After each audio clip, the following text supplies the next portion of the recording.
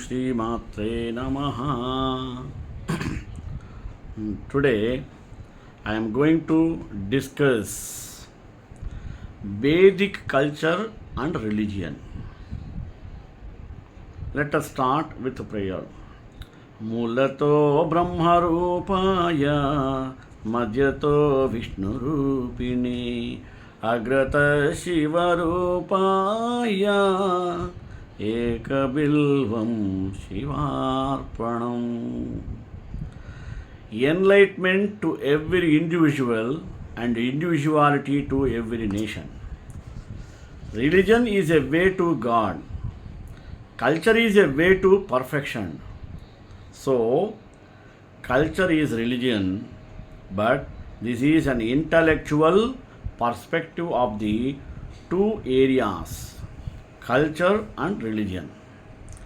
They cannot be separated. They are not two things. Religion cultures and culture achieves the religion and the object of religion. Culture is the joyful expression of life in unity in the context of localized values of national law.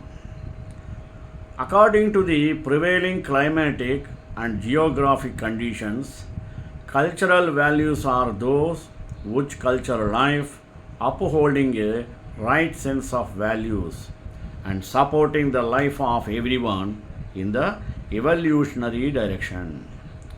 When the collective consciousness of any nation is coherent, which means that individuals are living life in accord with natural law and natural law, then every individual will naturally uphold his own cherished cultural traditions, while embracing all that enriches national life and promotes progress, impervious to any negative influences from within or without.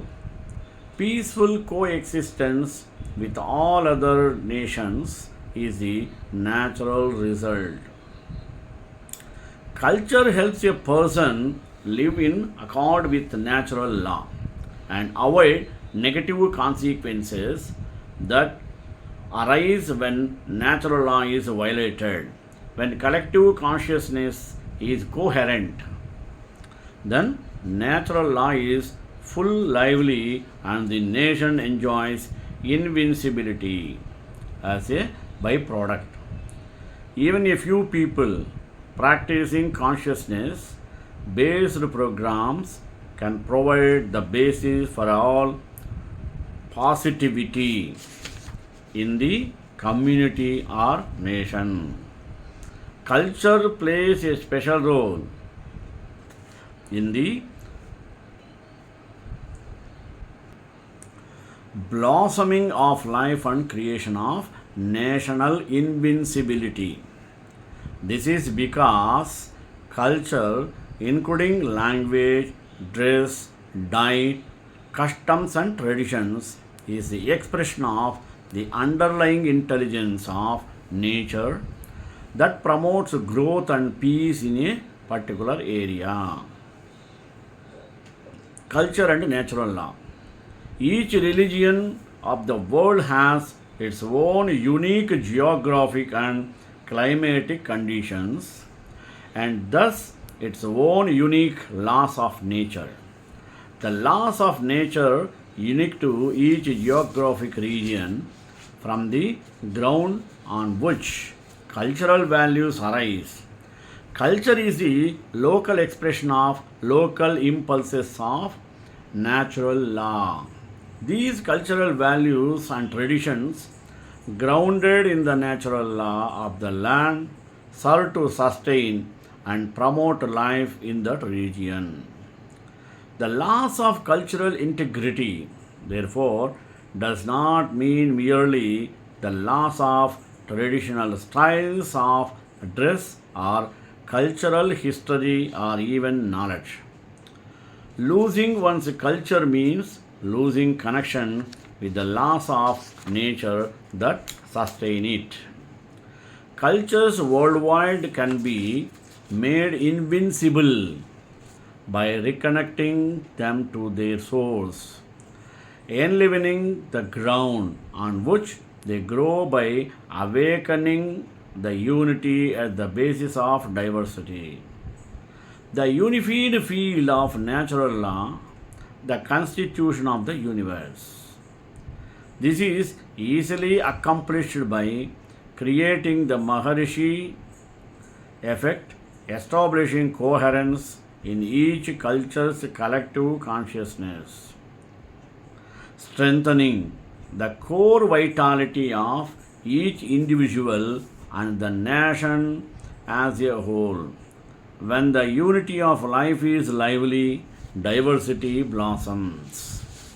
Every culture, language, religion, and race will spontaneously rise to its full integrity, creating a beautiful, invincible mosaic shining with the light of unity.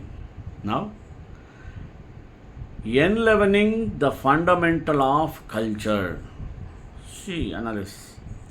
When collective consciousness becomes coherent and total natural lively, nations enjoy what Maharshi calls the fundamentals of culture: stability, adaptability, integration, purification, and growth. These qualities harmonize the ever changing nature of progress with the non changing nature of culture. With stability, a culture will not overthrown by influences from outside. Next, with adaptability, cultures can flexibility adapt to change. With integration, cultures can flexibly adapt to change. With purification, cultures can eliminate values not conducive to progress. With growth, outside influences will promote progress without damaging cultural integrity. Cultural integrity for national invincibility. How? When national consciousness becomes coherent, then cultural integrity blossoms and the nation becomes resistant to any negative influences from within or without. A nation that incoherent is weak, given to conflicts and quarrels. Invincibility does not only mean freedom of fear from invasion and outside disturbance, it also means togetherness within and an absence of natural calamities. Nature becomes more balanced, and a result, the seasons come on time. Crops are plentiful, and no disasters such as floods and famine take place. Religion is the supreme and art of connecting back to the source of all life, investigating everywhere. The omniscient or omnipotent and omnipresent discover the source of all life in the light of God. The ideal of religion is living the light of God in daily life as available in the field of total knowledge, the field of science and technology of total natural law, the unified field of all the laws of nature.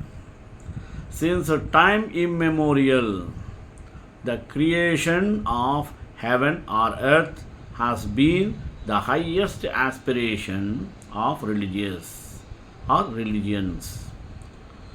All religions teach However, that if heaven is to be created on earth, it can happen only by having enough individuals whose consciousness is fully developed.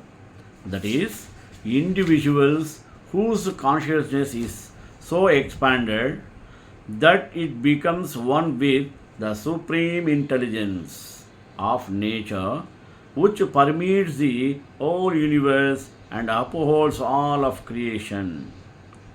This level of enlightenment has been expressed in the eternal Vedic literature as Aham Brahmasmi, I am the totality, and has appeared throughout time in all the literature of different religions.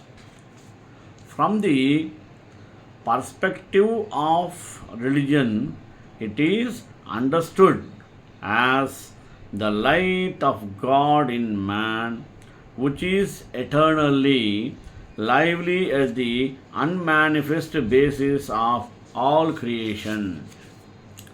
The light of God in man, pure intelligence from the perspective of religion, is the will of God that gives rise to all creation and creates man in the image of God. Good followers of every religion find the value of Maharshi's transcendental meditation expressed or in the precious scriptures of their religion. Where religion establishes the relationship between man and God, Maharshi's transcendental meditation enlivens and purifies the relationship of man with himself and his environment. In the light of this, it is not surprising that religion's leaders of all the denominations have adopted this practice of transcendental meditation in their own religion and creating heaven on earth. The experience of transcendental consciousness, which is earthly gained through Maharshi's transcendental meditation technique, is clearly expressed in the sacred texts of all religions and in the writings of saints of all cultures and traditions. Maharshi's master plan to create heaven or earth, enjoying endorsement from the holiest of the holy scriptures of all religions, has the authentically of God's will. Heaven on earth will soon be reality for us, all one's own heaven through one's own religion. Sanatana Dharma. Be without the three gunas, Sattva, Raja, Tamo gunas. O Arjuna, you are freed from duality, ever firm in purity, independent of possessions, possessed of the self. Adrushtapuram hrushutesmi društva भयेन च प्रव्यथितं मनो मे तदेव मे दर्शय देवरूपं प्रसीद Devesh जगन्निवासा. There are two kinds of bhakti, Aishwarya bhakti and Madhurya bhakti. Aishwarya bhakti is that where the devotee is motivated to engage in devotion by contemplating upon the almighty aspect of God. The dominant sentient in Aishwarya Bhakti is of awe and reverence. In such devotion, the feeling of remoteness from God, and the need for maintaining propriety of conduct is always perceived. Example of Aishwarya Bhakti are the residents of Dwaraka and the residents of Ayodhya who worshipped Sri Krishna and Lord Rama respectively as their kings. Ordinary citizens are highly expected, fuel, are highly respectful and obedient toward their king. Although they never feel intimate with them. Madhurya Bhakti is that where the devotee feels an inanimate personal relationship with God. The dominant sentient in such devotion is Shri Krishna is mine, I was he. Example of Madhurya Bhakti are the cowherd boys and Vrindavana who loved Krishna as this friend Yasoda and Nanda Baba who loved Krishna as their child, and the gopis who loved him as their beloved.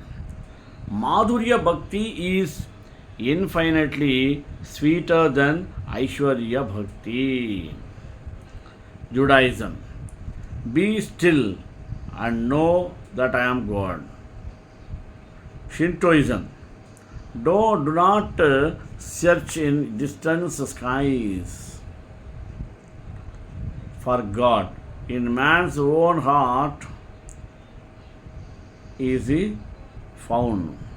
The human mind, partaking of divinity, is an abode of the deity which is the spiritual essence. There exists no highest deity outside the human mind. Confucianism. What the Confucianism developed man seeks is outside. What the advanced man seeks in himself? Buddhism. It is only when all outward appearances are gone that there is left that one principle of life which exists independently of the external phenomena. Christianity. The King of God is within you. No movement in religious life has any value, and yet it is also a moment. It is also a movement inwards to the still center of your existence, where Christ teach Islam. And do thou bring your Lord to remembrance in your very soul with humility and with reverences, without madness, in order. In words, in the mornings and in the evenings. And all experience are the expressives of consciousness, or the of the structure of pure knowledge, the eternal Veda structured in a consciousness, promotes all streams of knowledge.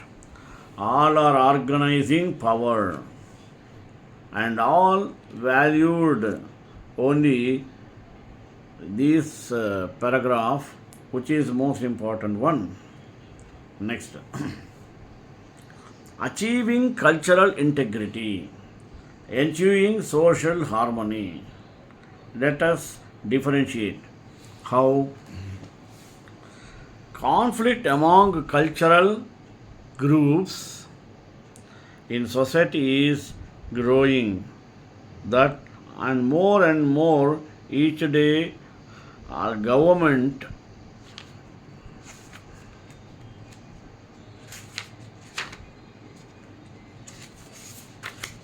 are witnessing a programmentation of natural identity and are address the underlying causes of stress and tensions that are no family manifesting into acute problems for the nation. A simple and effective solution that any wise government or cultural India may now adopt is now being offered by the Ministry of Religion and the Culture of the global country to worship peace. Governments throughout the world are grappling with the challenge of how to maintain unity in the rising diversity to their citizens. It is well brings it is recommended that the movement of ethnic and cultural groups, either written in a nation or from one nation to another, has brought up together differences in identity and lifestyle that is given, remaining sent in another way. Stress and tensions are bubbling up again and again to burst into conflict zone and violence.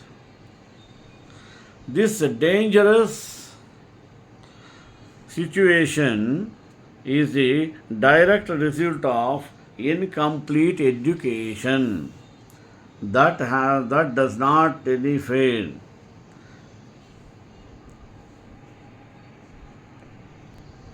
This dangerous situation is a direct result of incomplete education that does not train the brain to function holistically. Maharshi has provided simple but profound educational technologies to develop consciousness and awaken the total potential of the brain physiology. When the brain is fully awake and functioning coherently, the individual life experiences unity in the midst of all diversity. Scientific research show that they grow more and more in the fundamental values of culture and also a sort of interest.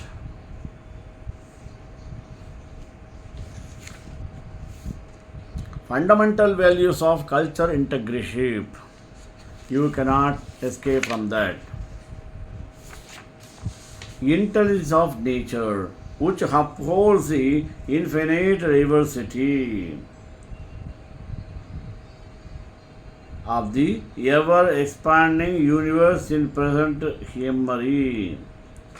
Such individuals will not be threatened by outside influences but will be able to maintain but will be able to maintain a personal identity in the face of differences.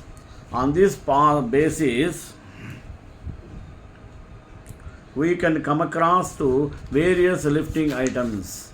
Communication will enjoy their integrity and will be protective to others at the same time. Here is the key to living life in accordance with the will of God, natural law, and enjoying heaven on earth. The Purohita performed religious rites while the Semenya looked after this concept. Although the post of Rajan and become hereditary, he could be removed from power of found weak and insufficient or cruel towards later Vedic period. Society was divided into four varnas: Brahmana, Kshatriya, Vaishya and Sudras.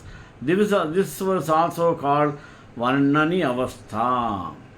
To begin with, It denoted categories, O people of my people, war indefinite, war is inevitable. So, basing on these principles, the teachers were called Brahmans, the running class teacher was banned, the produce of uh, Kshatriyas, farmers, merchants, and bankers were called Vaishyas, while the artisans, craftsmen, laborers were called Shudra, moving were called Shudras. Moreover, it became difficult. Simultaneously, the Brahman also occupied a dominant position in the society. Another important social institution of the time was the system of Chaturashrama, or the division of lifespan into four distinct stages. The brahmacharya mean period of celibacy, education and disciplined life in Grosa Ashrama, Grihastha, a period of family life, Vanaprastha. He never went and took us. In then, what else can be solved in his life mean establishing in that position. It should be noted that these states were not applicable to women,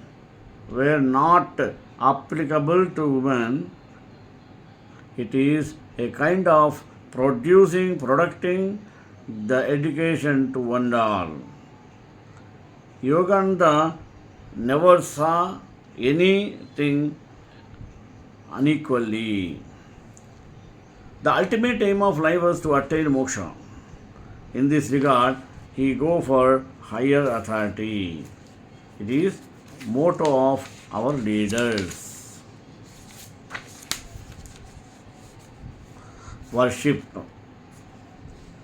ఆచితూచి వేదాలను ఒలింప చేసిన పలుక ఎలా ఉంటుందంటే the early Vedic people worshipped forces of nature and professionalized them as gods and goddesses.